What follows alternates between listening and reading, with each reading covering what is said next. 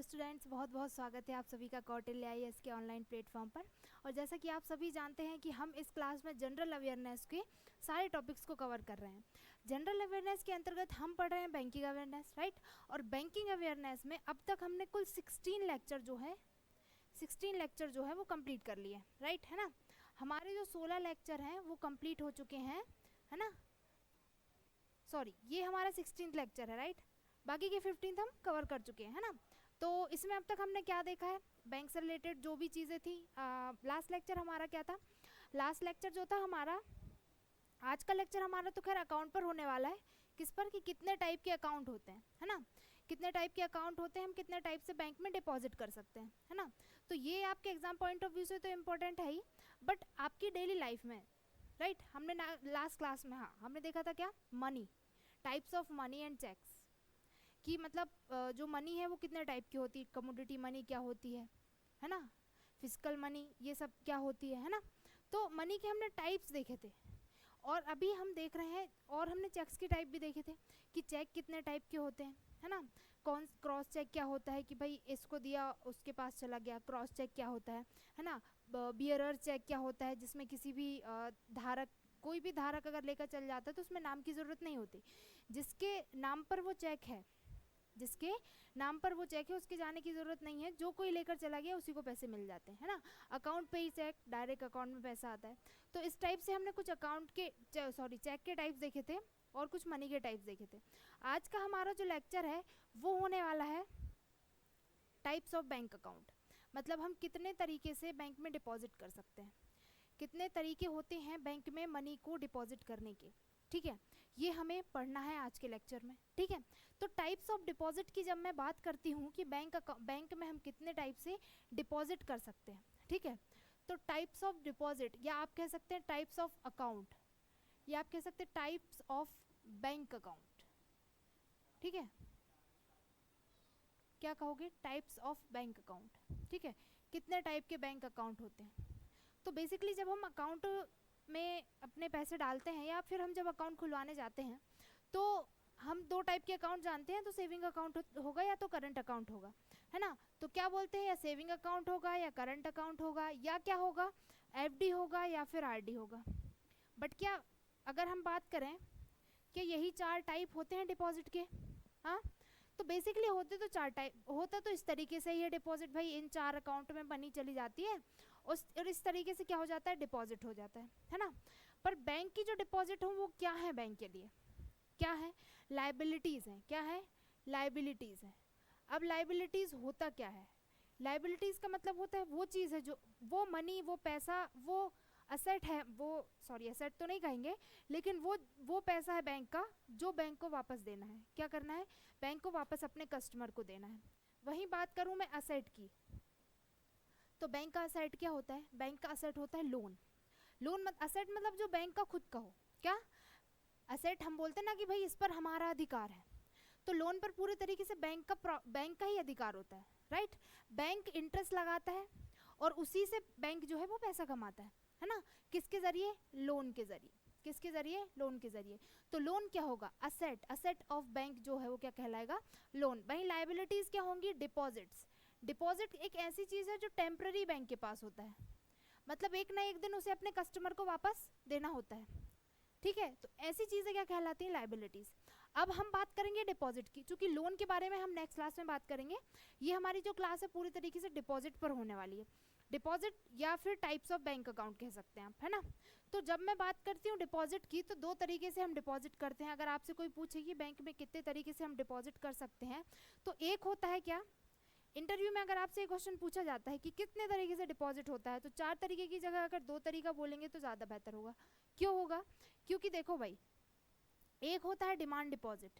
क्या होता है, डिमांड डिपॉजिट।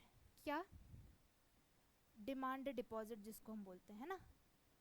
और एक हमारा होता है टाइम डिपॉजिट या टर्म डिपॉजिट, राइट, टर्म या टाइम डिपॉजिट, ठीक है। अब इन दोनों ये होते क्या हैं एक्चुअली, टाइम डिपॉजिट और डिमांड डिपॉजिट क्या होते हैं।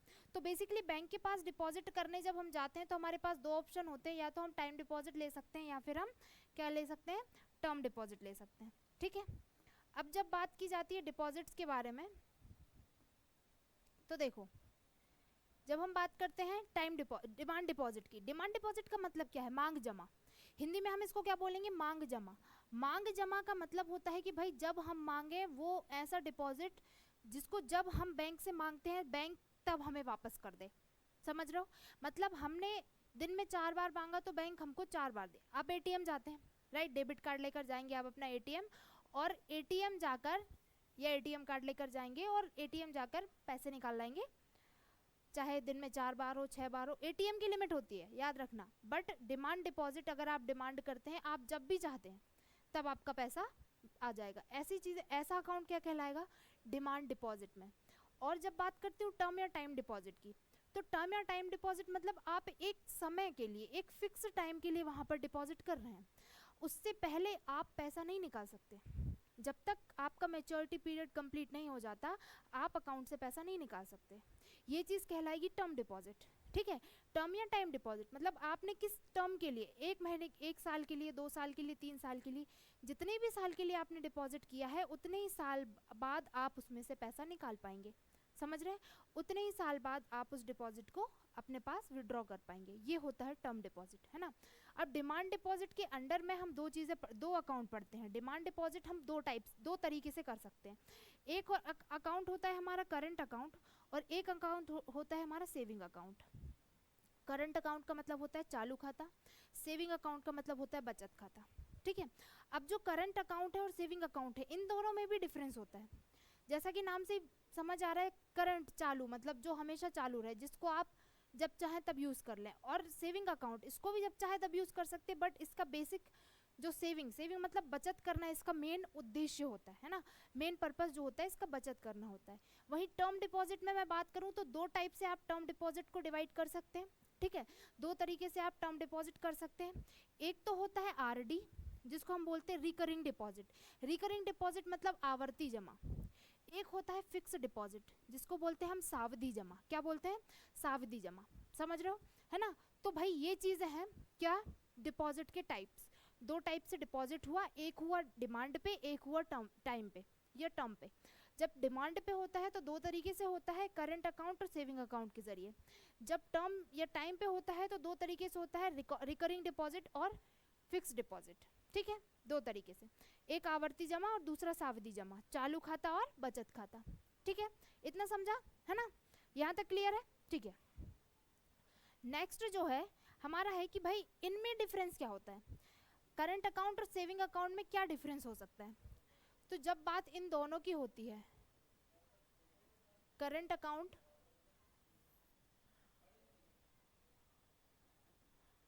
और सेविंग अकाउंट, ठीक है, करंट अकाउंट और सेविंग अकाउंट की जब बात होती है तो मैं बताती हूँ आपको इसमें डिफरेंस क्या होता है। ठीक है? हम पढ़ रहे हैं कि इसमें डिफरेंस क्या होता है। ठीक है?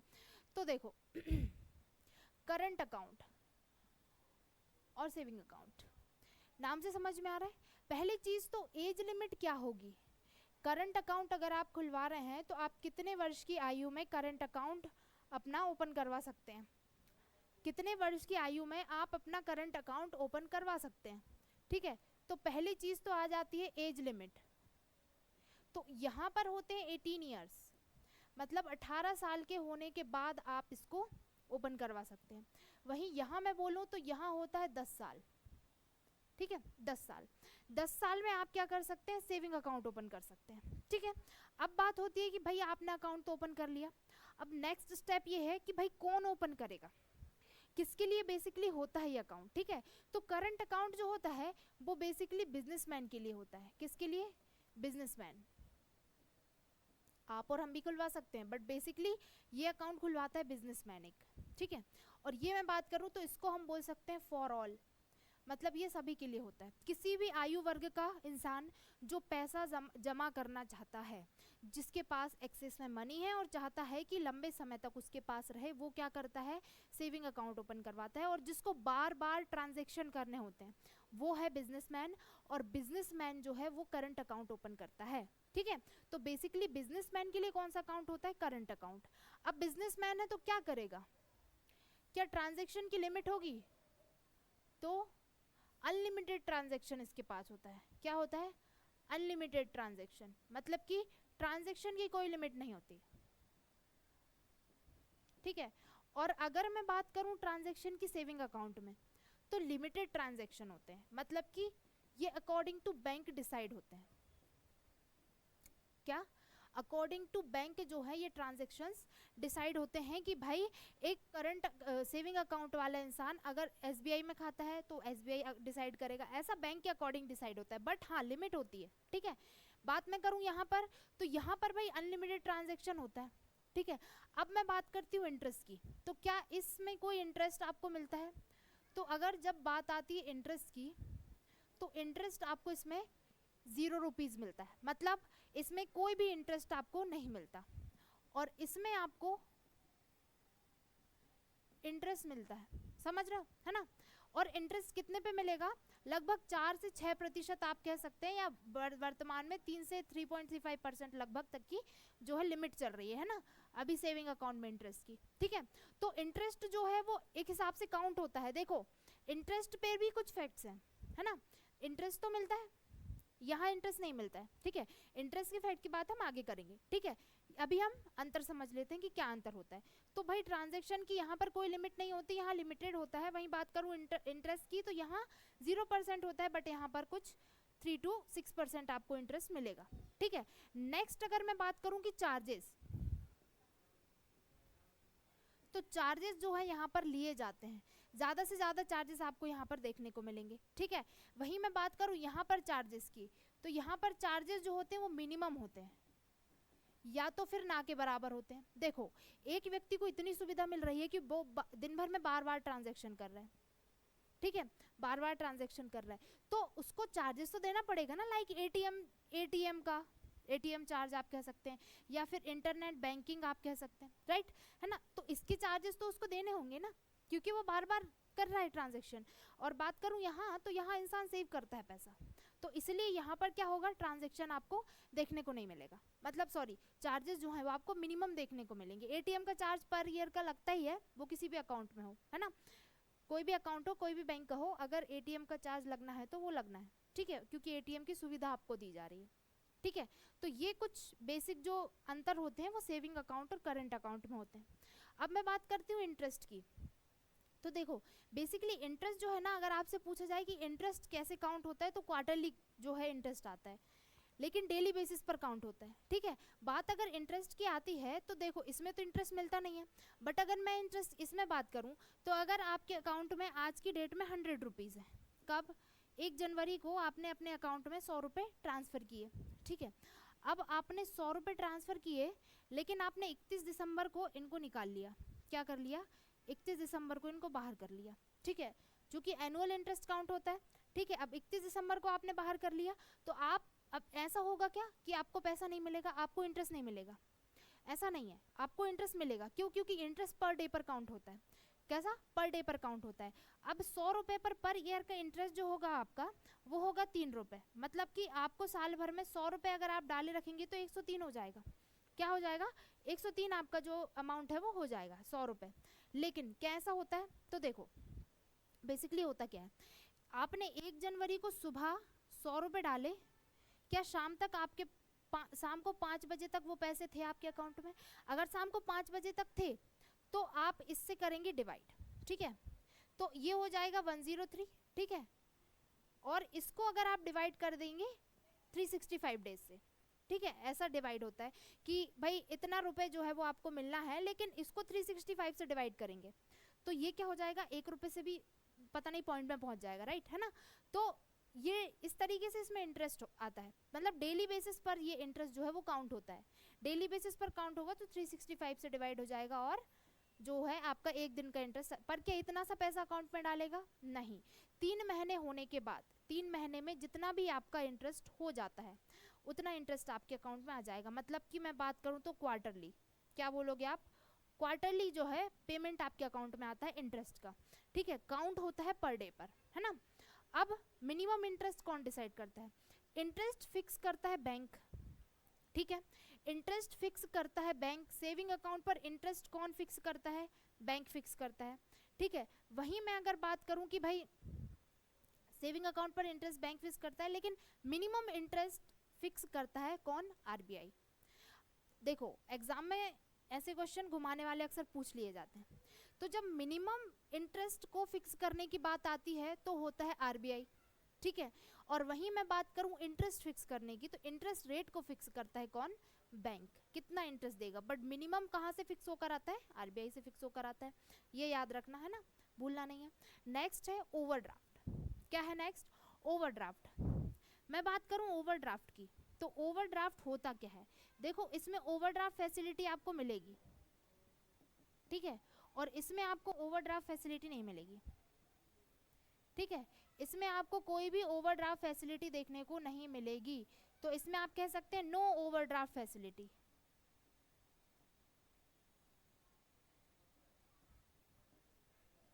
ठीक है। अब ओवरड्राफ्ट क्या होता है? बहुत से लोगों के मन में क्वेश्चन होगा कि ओवरड्राफ्ट होता क्या है। तो बेसिकली ओवरड्राफ्ट होता क्या है कि सपोज करो, क्या सपोज करो कि आप कोई बिजनेसमैन हो, आपने किसी बैंक में, एसबीआई में, सपोज ए एक बिजनेसमैन है जिसने एसबीआई में क्या खोला है? एक बिजनेसमैन है जिसने एसबीआई में अपना अकाउंट खोला है। कौन सा अकाउंट खोला है? करंट अकाउंट खोला है, ठीक है। अब इसने ये कहा भाई देखो बिजनेसमैन जो होता है या करंट अकाउंट जो होता है वो बैंक के लिए बहुत फायदेमंद होता है। क्यों होता है? एक तो अमाउंट बहुत ज्यादा आता है, क्यों? क्योंकि बिजनेसमैन है, ठीक है, तो बार बार ट्रांजेक्शन होंगे, अमाउंट जो है बहुत ज्यादा आता है। दूसरी चीज कि इंटरेस्ट पे नहीं करना होता, समझ रहे हो, इंटरेस्ट पे नहीं करना पड़ता है ना। तो इसलिए कारण क्या है? यही कारण है कि बैंक चाहता है कि उसके पास करंट अकाउंट होल्डर आए। तो जब करंट अकाउंट होल्डर उसके पास आता है, लाइक एसबीआई के पास ये बिजनेसमैन गया, इसने अपना करंट अकाउंट खुलवाया, ठीक है। अब इसके पास अब बैंक इसको देगा ओवरड्राफ्ट की सुविधा। मान के चलो 25 लाख का बैंक ने, चूंकि इसके परफॉर्मेंस, इसका रेगुलर कस्टमर है, तो 25 लाख का ओवरड्राफ्ट जो है बैंक ने इसे दे दिया। तो इसका मतलब क्या हुआ? 25 लाख के ओवरड्राफ्ट का मतलब हुआ कि एक सिचुएशन ऐसी आती है जब ए बिजनेसमैन को 50 लाख रुपए की जरूरत है, ठीक है, लेकिन उसके अकाउंट में उसके सेल्फ के कितने पैसे हैं? 25 लाख रुपए हैं, ठीक है। कितने पैसे हैं? 25 लाख रुपए हैं उसके पास अपने, लेकिन उसे चाहिए कितने? 50 लाख, और 50 लाख के लिए उसे 25 लाख की और जरूरत है, समझ रहे हो। अब ये 25 लाख वो बैंक के पास जाएगा और उससे कहेगा कि मेरा ओवरड्राफ्ट निकालो, मतलब कि मेरा ओवरड्राफ्ट है 25 लाख का, मुझे 25 लाख दो, मेरी पेमेंट 1-2 दिन के अंतर्गत अंतर में आ जाएगी। इतनी पहचान हमारी बैंक से हो जाती, इतनी रेपुटेशन इतने अच्छे बिजनेसमैन की बैंक के पास बन जाती, तो बैंक जो है वो इसे 2 से 3 दिन के लिए पैसे दे देता है, 1 से 2 दिन के लिए पैसे या ओवरड्राफ्ट दे देता है। तो बस ये फैसिलिटी ये देता है, ठीक है। अब 1 से 2 दिन के अंदर पेमेंट आ जाएगी, बट उसे अभी अर्जेंट में चाहिए, उसके पास नहीं है, तो बैंक से ये 25 लाख ले लेगा। क्या करेगा? बैंक से और 25 लाख ले लेगा, और ये 50 लाख क्या करेगा? वो पेमेंट कर देगा। 2 दिन के बाद उसके अकाउंट में पैसे आ जाएंगे, तो वापस ये ओवरड्राफ्ट उसका पहुंच जाएगा, समझ रहे हो, है ना। ये होता है ओवरड्राफ्ट, मतलब कि पैसे खत्म होने के बाद आपके अकाउंट में 0 बैलेंस है, बट उसके बाद बैंक कितना आपको दे सकता है, समझ रहे हो, ये होता है ओवरड्राफ्ट, ठीक है। अब करंट अकाउंट में तो फैसिलिटी है, बट सेविंग अकाउंट में नहीं है, ठीक है। अब सेविंग अकाउंट में फैसिलिटी, अब सेविंग अकाउंट में है कि नहीं, तो देखो saving account except Jandhan, Jandhan Yojana का नाम सभी ने सुना है ना। तो जनधन योजना में ही सिर्फ और सिर्फ जनधन योजना में ही आपको सेविंग अकाउंट पर 10,000 तक का ओवरड्राफ्ट मिलता है। क्या? 10,000 तक का ओवरड्राफ्ट मिलेगा आपको सेविंग अकाउंट पर, किस योजना के अंतर्गत? जनधन योजना के अंतर्गत, ये एक्सेप्शन। इसके अलावा आपको कहीं भी सेविंग अकाउंट में कोई किसी भी तरीके का क्या नहीं मिलेगा? ओवरड्राफ्ट नहीं मिलेगा, समझ रहे हो, है ना। ये होता है क्या? सेविंग अकाउंट और करंट अकाउंट, ठीक है ना। आई होप सेविंग अकाउंट और करंट अकाउंट सबको क्लियर होगा, है ना। अब आता है नेक्स्ट, जिसको हम बोलते हैं रिकरिंग डिपॉजिट, और एक आता है फिक्स डिपॉजिट। अब ये दोनों क्या है? जैसे मैंने बात करती हूँ टाइम लाइबिलिटीज की, ये क्या है? बैंक की टाइम लाइबिलिटीज है, मतलब कि एक टर्म पर जाते हैं। अब इसको कैसे समझोगे तुम? देखो वो हटा दो, क्या हो गया? करंट अकाउंट सेविंग अकाउंट हमने पढ़ लिया, डिमांड डिपॉजिट हम पढ़ चुके हैं, ठीक है। अब हमारा जो नेक्स्ट लेक्चर होने वाला, अब हमारा जो नेक्स्ट कॉन्सेप्ट होने वाला है वो होगा आरडी और FD. So what is RD and what is FD? Suppose करो कि एक पर्सन है राम और एक पर्सन है Shyam. Ram is a businessman, क्योंकि इसकी फैमिली क्या है? बिजनेस करती है, ठीक है। And Shyam is a worker कह सकते हो या फिर आप कह सकते हो कि एम्प्लॉय है किसी कंपनी में, ठीक है ना, एक एम्प्लॉय है किसी कंपनी में, ठीक है। अब राम जो है वो बिजनेसमैन है, श्याम जो है वो एम्प्लॉय है किसी कंपनी में। अब सपोज करो राम के पास लगभग पैसे कुछ एक्स्ट्रा में पैसे हैं, कुछ एक्स्ट्रा में कितने पैसे, 1,20,000 रुपये मान के चलते हैं, ठीक है। 1,20,000 रुपये राम के पास अभी तुरंत में है, कितना, तुरंत में 1,20,000 राम के पास है। अब राम सोचता है कि भाई मैं इस पैसे का क्या करूं, इस पैसे का क्या करूं, तो वो किसके पास जाएगा, वो जाता है बैंक के पास, किसके पास जाएगा, बैंक के पास जाएगा, ठीक है। और बैंक से बोलेगा कि भाई ऐसा कोई रास्ता दिखाओ कि मेरा ये पैसा फिक्स हो जाए, मतलब कि क्या हो जाए भाई, कहीं जाए भी ना, और तुम्हारे पास मतलब ऐसा कुछ रास्ता दिखाओ कि भाई ये खर्च भी ना हो और सेव रखा रहे, क्योंकि मैं अपने घर पर रखूंगा तो ये खर्च हो जाएगा। तो बैंक ने कहा कि एक काम करो, एक काम करो, इसकी आप क्या करवा लो, एफडी करवा लो, ठीक है। मिडिल क्लास फैमिलीज में एफडी जो है बहुत फेमस है ना, बहुत फेवरेट होता है लोगों का, अगर ज़्यादा पैसा आ जाता है तो वो एफडी करवा लेते हैं, है ना, मिडिल क्लास फैमिलीज में। तो वही है कि 1,20,000 रुपये इसके पास थे, ये गया बैंक के पास, बैंक ने कहा एफडी कर दो 6%, 7% ब्याज पर 1 साल के लिए। इसने कहा ठीक है, 1 साल के लिए हम क्या कर देते हैं, एफडी कर देते हैं, क्या कर देते हैं, 1 साल के लिए एफडी कर दी इसने पर ईयर 1 साल की, ठीक है। अब ये बात जब श्याम को पता चली, बेसिकली दोनों फ्रेंड्स थे, ठीक है, फ्रेंड्स थे। अब जब राम ने श्याम को ये बात बताई, ठीक है, तो श्याम ने सोचा यार मेरे पास भी 10-15-20 हज़ार रुपये पड़ा है, अब उसके लिए तो यही बहुत है, और मैं चाहता हूँ कि ये सेव हो जाए, तो मैं क्या करूँ। तो इसने सोचा कि भाई राम बैंक के पास गया था, मैं भी बैंक के पास जाता हूँ, उससे बोलता हूँ। ये बैंक के पास गया, इसने बोला 15-20 हज़ार की एफडी कर दो, तो बैंक ने उससे ये बोला कि भाई कर तो देंगे पर बहुत कम अमाउंट है, थोड़ा ज़्यादा अमाउंट भी लेकर आओ, ठीक है। अब इन्होंने कहा कि चलो ठीक है, एक काम करते हैं, कि इन्होंने कहा भाई मेरे पास ज़्यादा अमाउंट नहीं है, श्याम का कहना था कि मेरे पास हाल में 10 से 15 हज़ार रुपये आपको मिल जाएंगे, इससे ज़्यादा मेरे पास नहीं है। तो श्याम को बैंक ने एक क्या दिया, एक आइडिया दिया कि आप ऐसा करो, आपके पास इकट्ठा पैसा तो नहीं है ना, और आप इकट्ठा करना चाहते हैं, तो आप एक काम करो 10,000 रुपये दे दो, क्या दे दो, 10,000 रुपये अभी दे दो, ठीक है, और हर महीने आप 10-10 हज़ार दे देना। इस तरह 1 साल में आपका कितना हो जाएगा, 1,20,000 रुपये हो जाएगा कि नहीं हो जाएगा, हो जाएगा ना। 1 साल में कितना हो जाएगा, 1,20,000 रुपये हो जाएगा, ठीक है। इसने कहा भाई बात तो बिल्कुल सही है, 1 साल में 1,20,000 हो जाएगा मेरा, हर साल में हर महीने अगर मैं 10-10 हज़ार दे दूँ इनको, तो इन्होंने यही कहा कि भाई दे दो, ठीक है, अभी 10,000 दे दो, अगले महीने 10,000 दे देना, ठीक है। तो इन्होंने कहा ठीक है, नेक्स्ट मंथ ये फिर ले जाके इसने 10,000 दे दिए। तो ये जो इन्होंने कहा कि चलो आरडी कर देते हैं, क्या कर देते हैं, आरडी कर देते हैं, ये फिक्स कर दिया बट ये आरडी कर दिया। आरडी करने का मतलब, आरडी करने का मतलब है कि भाई रिकरिंग डिपॉजिट कर दिया, कि आप बार बार डिपॉजिट कर सकते हैं, बट विड्रॉल आप सिर्फ एक बार ही करेंगे, जब आपकी जो मैच्योरिटी डेट आ जाएगी उसके बाद, ठीक है ना। तो वही चीज़ है कि आरडी में आप बार बार डिपॉजिट कर सकते हैं, बट एफडी में आप सिर्फ एक बार डिपॉजिट करेंगे, ठीक है। यहाँ तक कॉन्सेप्ट क्लियर है, आरडी क्या होता है, एफडी क्या होता है। श्याम ने आरडी की, राम ने एफडी की, है ना। अब ये हर महीने पैसा दे रहा है, तो इस पर इंटरेस्ट भी काउंट होता जाता है ना। वो इंटरेस्ट जो है वो इनके अकॉर्डिंग काउंट होता है कि भाई किस तरीके से ये इंटरेस्ट काउंट करते हैं, वो इनका अपना तरीका है, ठीक है ना। अब ये तो हो गया भाई कि क्या आपको देखने को मिलेगा क्या तरीका होता है। तो आरडी और एफडी में क्या होता है कि जब मैं बात करती हूँ आरडी की, क्या आरडी और एफडी, ठीक है, तो इसको आप कभी भी खोल सकते हैं बैंक अकाउंट में, बैंक में जाकर, है ना। अब आरडी की बात करूं तो one time deposit, sorry one time withdrawal क्या देता है, वन टाइम विड्रॉल की सुविधा देता है, ठीक है। वही मैं बात करूं वन टाइम विड्रॉ की सुविधा देता है ना। वही मैं बात करूं एफडी की, तो एफडी क्या देता है, वन टाइम विड्रॉ है, क्या है, one time withdraw. But in दोनों में डिफरेंस ये है कि more than one time deposit, but यहाँ वन टाइम डिपॉजिट,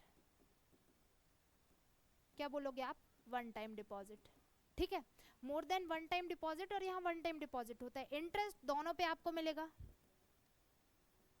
ठीक है, इंटरेस्ट इस पे भी मिलेगा और इंटरेस्ट आपको इस पे भी मिलेगा, है ना, दोनों में ही आपको इंटरेस्ट मिलेगा, बट दोनों में इंटरेस्ट अलग अलग टाइप से काउंट होगा। अब बात ये आती है कि क्या आप बीच में आरडी और एफडी तोड़ सकते हैं, तो देखो बेसिकली तोड़ सकते हो, लेकिन इसको तोड़ने के बाद आपको पेनल्टी देनी होती है, ठीक है। अब पेनल्टी के रूप में आपको या तो जुर्माना देना पड़ सकता है, यानी कि या तो आप फाइन दोगे, ठीक है, क्या करोगे, फाइन दोगे, या फिर बैंक जो है, बैंक क्या करते हैं कि भाई ब्याज जो है वो कम कर देते हैं, ब्याज कम कर देते हैं, मतलब पहले आपको एफडी पर 6% मिल रहा था, अब वो बोल देंगे कि भाई 5% पे मिलेगा, अगर आपने पहले एफडी तोड़ी। 1 साल की एफडी है, शाम को ज़रूरत है राम को ज़रूरत है पैसे की, राम क्या करेगा कि भाई उसने कहा कि भाई एक काम करो, मुझे बहुत ज़रूरत पड़ गई है, पैसे दे दो 6 महीने के अंदर, तो बैंक कहेगा भाई 6% ब्याज पर दे रहे थे, अब हम 5% ब्याज पे देंगे आपको। तो इस तरीके से क्या होता है कि पेनाल्टी देकर आप इसको तोड़ सकते हैं, ठीक है, एफडी आरडी को तोड़ने का प्रावधान है, ठीक है। ये बात होती है एफडी और आरडी की, ठीक है, एफडी और आरडी यही है, समझ तो आ गया होगा कॉन्सेप्ट क्या होता है, कितनी बार आप विड्रॉ कर सकते हैं, और ट्रांजैक्शंस इसमें तो होता नहीं है क्योंकि ये क्या है, फिक्स डिपॉजिट वाले अकाउंट है, डिपॉजिट वाले अकाउंट है ना, तो ट्रांजैक्शन की तो कोई बात ही नहीं है ना, ओके, है ना। नेक्स्ट है हमारा एनआरई, एनआरओ और एफसीएनआर, ये क्या होते हैं, क्या एनआरई, एनआरओ और एफसीएनआर ये क्या होते हैं।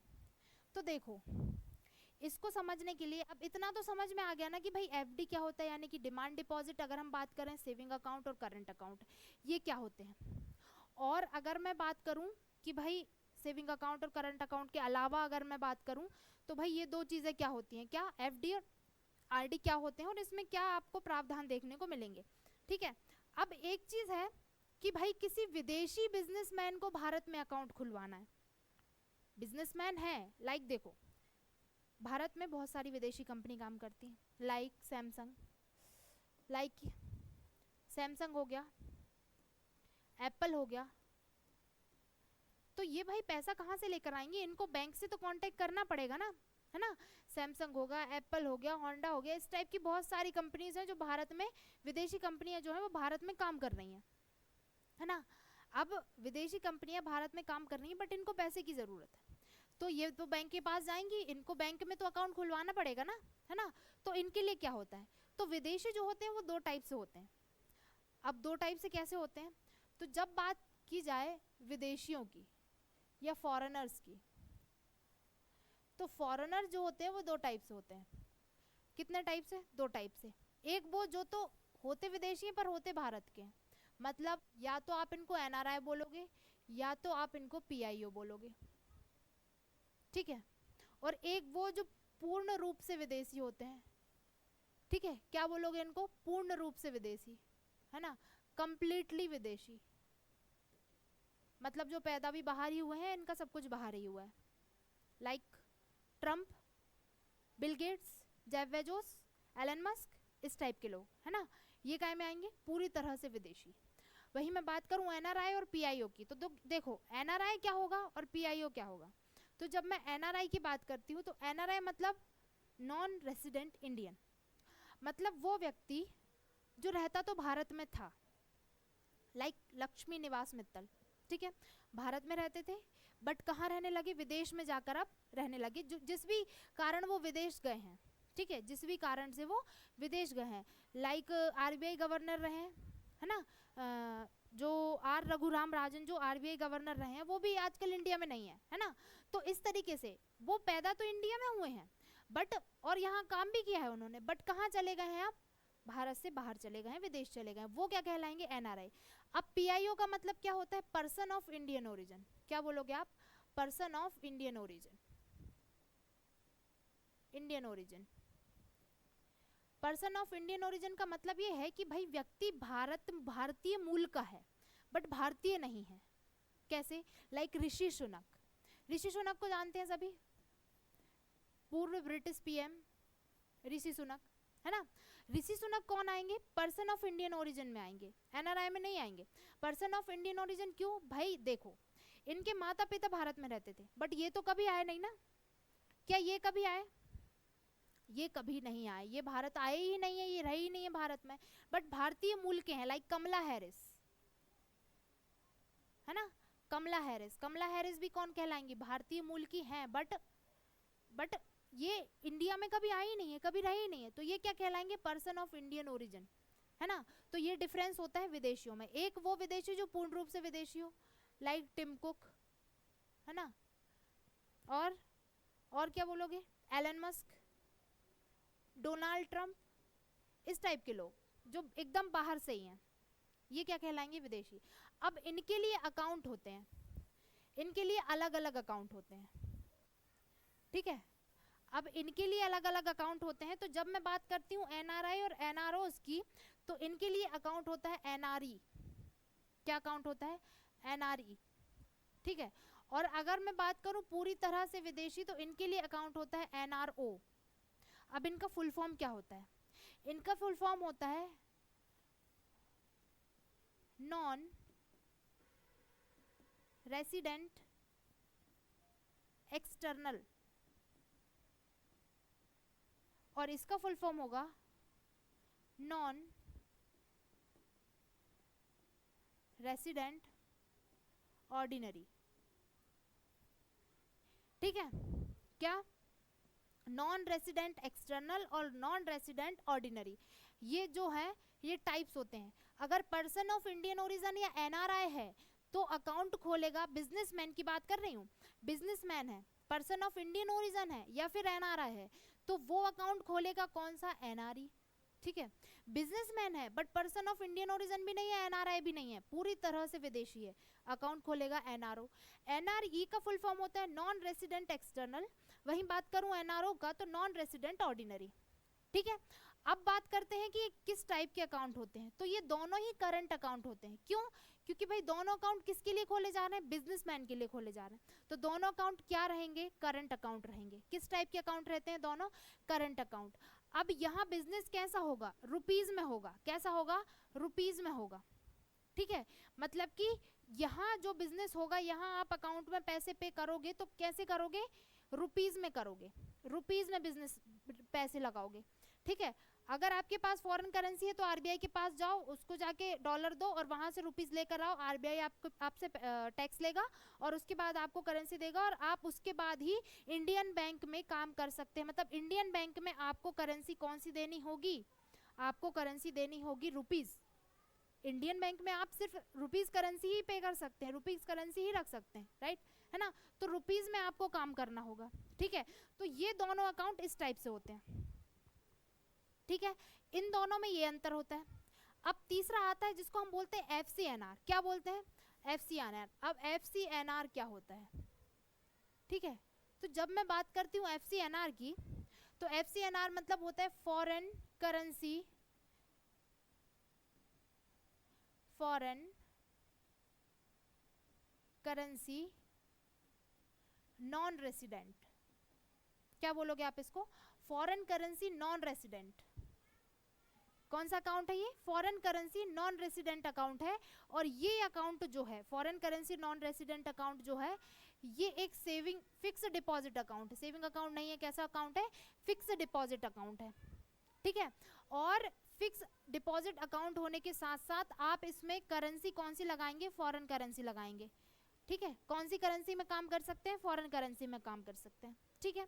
अब देखो ऐसी सिचुएशन क्यों आती है, बेसिकली देखो कोई बाहर का व्यक्ति है जो भारत आकर काम करना चाहता है, ठीक है। उसे क्या करना पड़ेगा, उसके पास करेंसी क्या है, डॉलर में, फॉर एग्जांपल डॉलर है। फॉरेन करेंसी 6 टाइप की होती है, ठीक है, 6 करेंसी आती हैं इसमें, ठीक है। एक तो आता है डॉलर, यूएस डॉलर आप उसको बोलेंगे, एक आएगा ऑस्ट्रेलियन डॉलर, ठीक है, एक आएगा कैनेडियन डॉलर, ठीक है। और 3 तो ये हो गई, एक आता है येन, ठीक है, एक आता है यूरो, ठीक है, एक आता है पाउंड, ठीक है। इस तरीके से जो है 3 टाइप की आपको करेंसी देखने को मिल जाएंगी, ठीक है, 6 टाइप की, ठीक है। ये 6 टाइप की करेंसी में यहाँ पर काम होता है। अब ये जरूरत क्यों पड़ती है, तो देखो बेसिकली फॉर एग्जाम्पल सपोज करो कि भाई एक बंदा है जिसका फॉर एग्जाम्पल देखो कि ऋषि सुनक को भारत में क्या करना है, बिजनेस करना है, ठीक है। अब ऋषि सुनक को भारत में आकर बिजनेस करना है, तो बेसिकली उनके पास एक ऑप्शन है कि वो करंट अकाउंट ओपन कर सकते हैं। क्या कर सकते हैं? Current account. कौन सा अकाउंट खोलेंगे? एनआरई खोलेंगे। कौन सा खोलेंगे? एनआरई।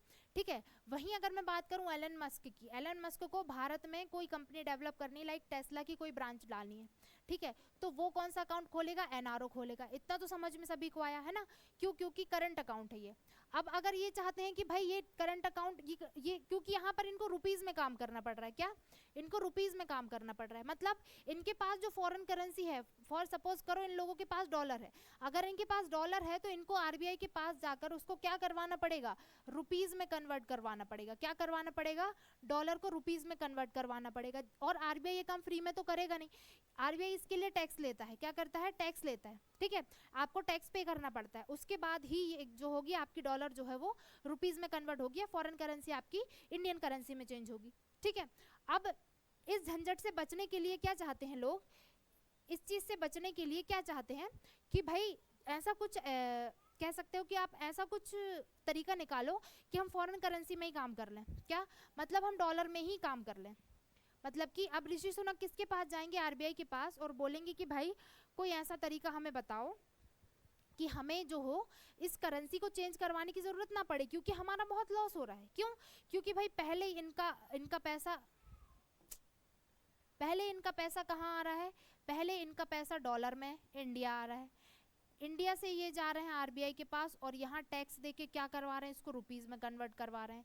अब यही रुपीज इन्हें कमा के विदेश भेजना है, तो विदेश तो ऐसे लेगा नहीं, तो इनको फिर डॉलर में चेंज करवाना पड़ रहा है। ठीक है, तो यहाँ फिर ये टैक्स दे रहे हैं कि नहीं दे रहे? टैक्स दे रहे हैं ना, आरबीआई के पास फिर जाएंगे, फिर डॉलर में चेंज करवाएंगे, फिर अपने देश भेजेंगे, तो इसमें डबल टैक्स लग रहा है ना, इनका लॉस हो रहा है। ठीक है, तो ये चाहते हैं कि ये बिजनेस फॉरेन करेंसी में ही करें। तो इस सिचुएशन के लिए आरबीआई ने क्या किया कि ठीक है भाई, एक काम करते हैं, तुम्हारे लिए एफसीएनआर का ऑप्शन लेकर आते हैं, तुम foreign currency non resident account खोल सकते हो। बट आरबीआई ने यहाँ क्या चालाकी की है? चालाकी कह सकते हैं। ठीक है, आरबीआई ने क्या किया है कि इस अकाउंट को फिक्स डिपॉजिट कर दिया है। क्या कर दिया है? Fix deposit, minimum 1 year to maximum 5 year. ये भी याद रखना है कि एफसीएनआर अकाउंट जो है minimum 1 year to maximum 5 year तक वर्क करता है। ठीक है, अब minimum 1 year to maximum 5 year तक के लिए आपको यहाँ पर एफडी करवानी पड़ेगी एफसीएनआर में। ठीक है, किसके लिए? फॉरेन करेंसी, अगर आपको फॉरेन करेंसी में व्यापार करना है तो। ठीक है, अब ऋषि सुनक जो है वो चाहते हैं कि भाई फॉरेन करेंसी में ही व्यापार करें, तो वो जाएंगे किसके पास? एफसीएनआर अकाउंट खुलवाने। एफसीएनआर अकाउंट अगर वो खुलवाते हैं, एफसीएनआर अकाउंट उन्होंने ओपन करवाया, तो उनको 1 साल तक के लिए वो पैसा जो है उस अकाउंट में रखना होगा। समझ रहे हो? 1 साल तक मिनिमम वो पैसा उन्हें उस अकाउंट में रखना होगा, तभी जाकर जो है वो फॉरेन करेंसी में बिजनेस कर पाएंगे, है ना? तो कोई भी बिजनेसमैन जिसको पैसे की जरूरत है वो ऐसा रिस्क क्यों लेगा?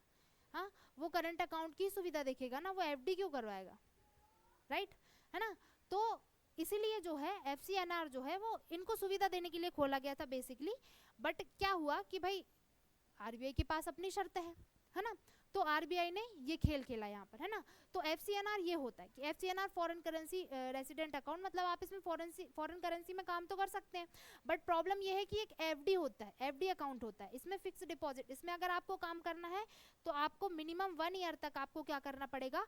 पैसा अकाउंट में रखना पड़ेगा, तब आपकी मैच्योरिटी डेट आएगी और फिर आप जाकर इस पैसे को निकाल कर इसका यूज कर सकते हैं फॉरेन करेंसी में ही।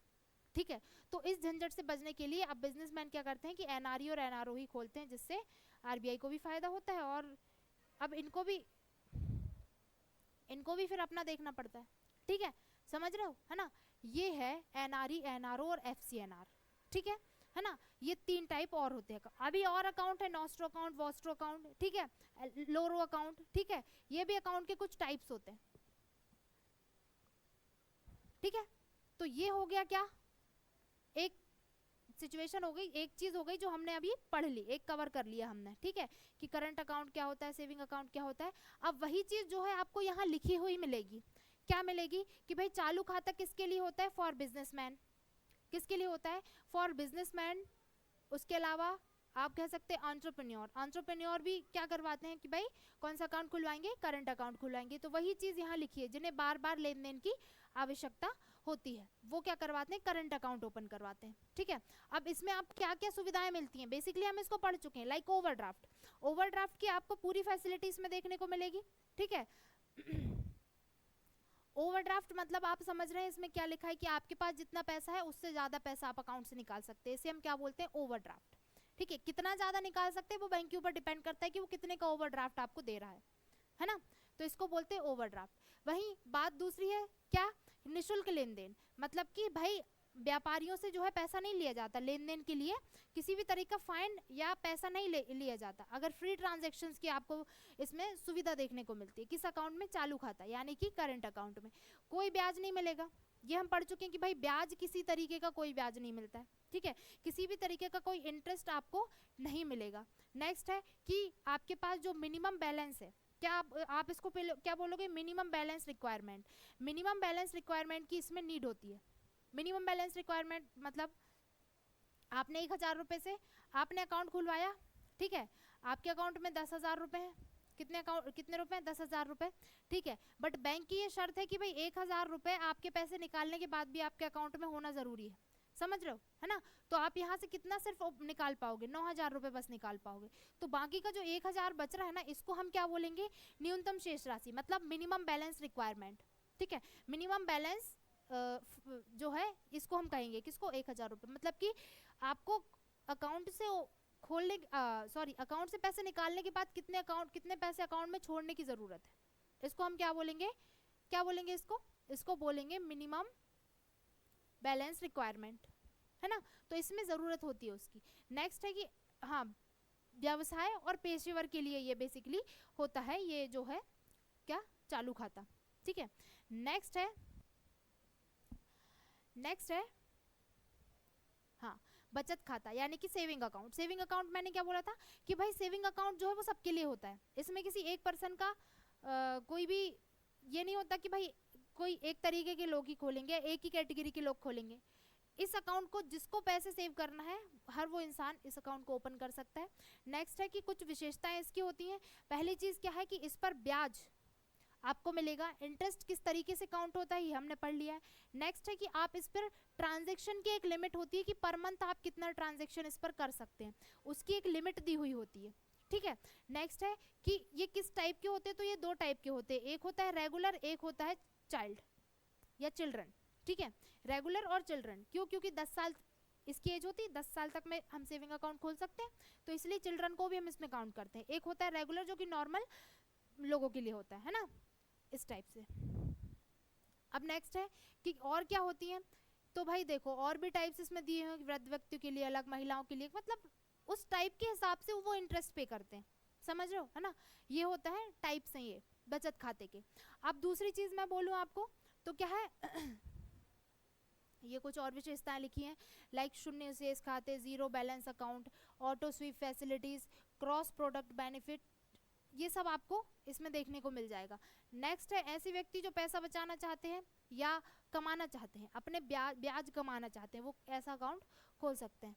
ठीक है, अब है एक सैलरी अकाउंट। सैलरी अकाउंट कुछ नहीं होता, एग्जाम्पल के लिए देखो टाटा है, टाटा ने अपने एम्प्लॉयज को, टाटा के पास कितने एम्प्लॉय हैं, बहुत सारे एम्प्लॉयज हैं, राइट, है ना। अब टाटा अपने एम्प्लॉयज को सैलरी कैश में तो प्रोवाइड नहीं करेगा ना, अब हर किसी के हाथ में तो सैलरी देगा नहीं, तो वो क्या करेगा, एक्सिस बैंक, फॉर एग्जांपल सोचो एक्सिस बैंक, देखो किसी के भी पास जा सकता है, ऐसा जरूरी नहीं कि एक्सिस बैंक के पास ही जाएगा, मैं फॉर एग्जांपल दे रही हूँ, एक्सिस बैंक के जरिए इनके अकाउंट में ट्रांसफर करेगा, समझ रहे हो।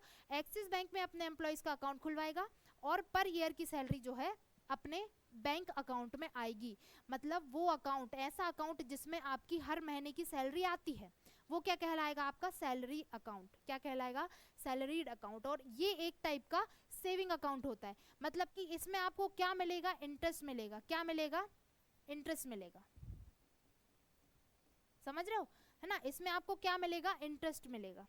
ठीक है, और ये तब तक बंद नहीं हो सकता है, तब तक आपको इसमें इंटरेस्ट मिलता जाता है जब तक है, देखो इसमें लिखा है नो मिनिमम बैलेंस रिक्वायर्ड, इसमें मिनिमम बैलेंस की रिक्वायरमेंट नहीं होती, usually there is no minimum balance requirement as long as the salary is credited monthly, मतलब कि बैंक को पता है कि हर महीने आपका पैसा बैंक में आना है, तो जब तक पैसा बैंक में आएगा तब तक क्या होगी, सैलरी जो होगी हर जब तक सैलरी आपके अकाउंट में आती रहेगी पर मंथ, तब तक के लिए आपको कोई अगर आपकी अगर सैलरी 10,000 है एक महीने की या 1 लाख है, तो आप पूरा निकाल लीजिए।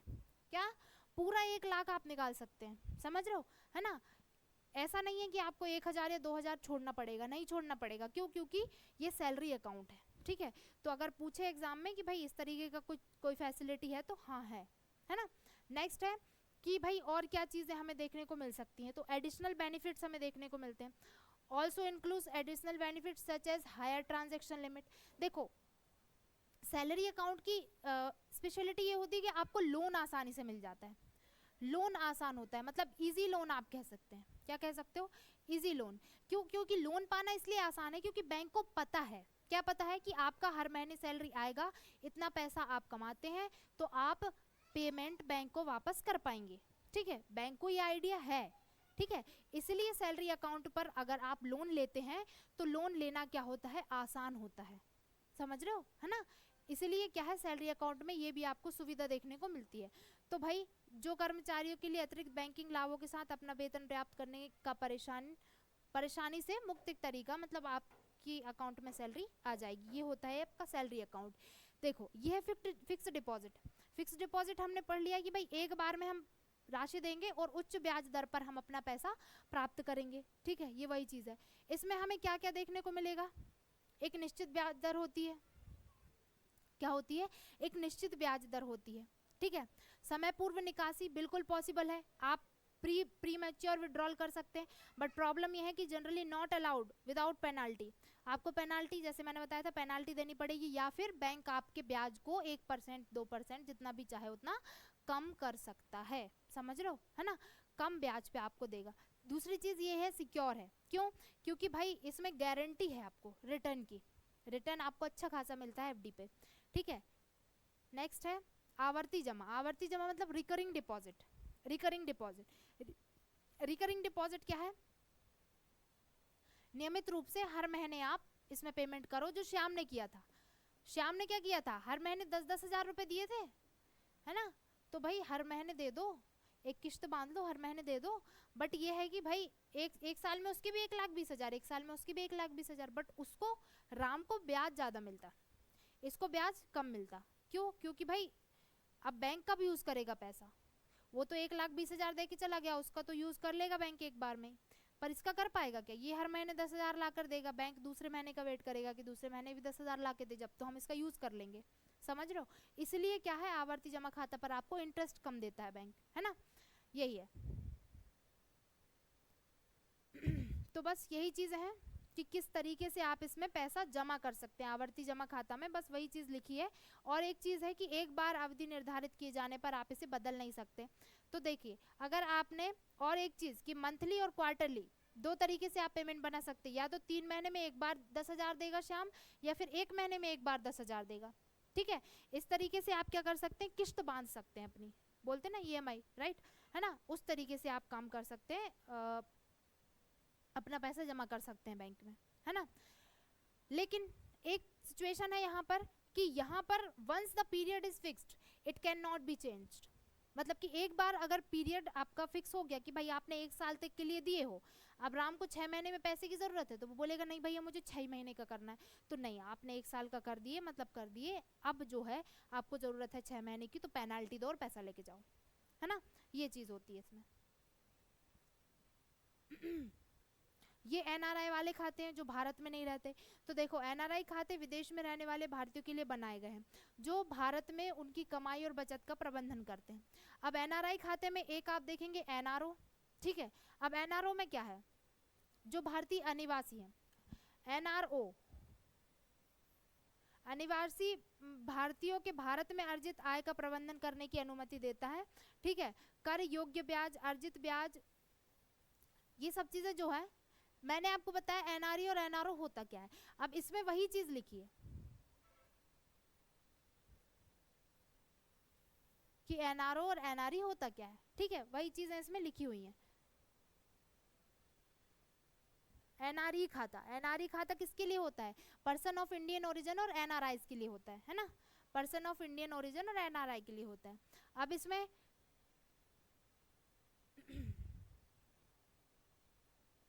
इसमें जो जो सुविधाएं आपको देखी जा सकती हैं यहाँ आप देख सकते हैं, बट ज़्यादा कुछ नहीं है, आपको इतना पता होना चाहिए कि एनआरई किसके लिए होता है और एनआरओ किसके लिए होता है, ठीक है। बेसिकली क्वेश्चन जो होता है वो वहीं से आता है, भाई किसके लिए होता है, इसका फुल फॉर्म क्या होता है और इसमें क्या सुविधाएं आपको मिल सकती हैं। तो करंट अकाउंट होता है, ये हमने पढ़ लिया है ना, तो बस बेसिकली करंट अकाउंट ही होता है। ये है एफसीएनआर। एफसीएनआर में भी आपको कुछ चीज़ें आपको देखने को मिल जाएंगी, ठीक है। तो क्या हो गया कि विदेशी मुद्रा यूएसडी, जेबीपी, यूरो आदि, मतलब यूएस डॉलर में, यूरो में, इन सब में आप क्या कर सकते हैं, यहाँ पर बिजनेस कर सकते हैं, ठीक है।